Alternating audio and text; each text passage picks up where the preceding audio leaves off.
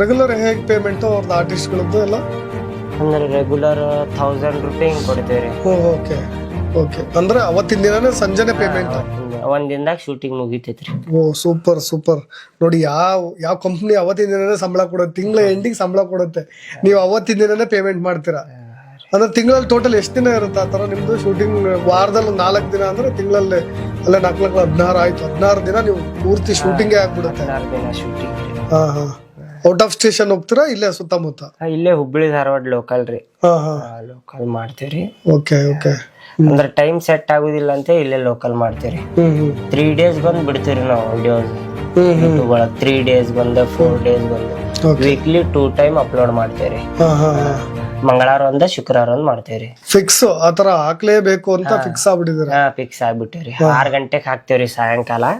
ಅದ್ ತಪ್ಸುದಿಲ್ರಿ, ಅದ್ ಎಂತ ಕೆಲ್ಸ ಬಂದ್ರು ಒಟ್ಟ ಬಿಡುದ್ರಿ.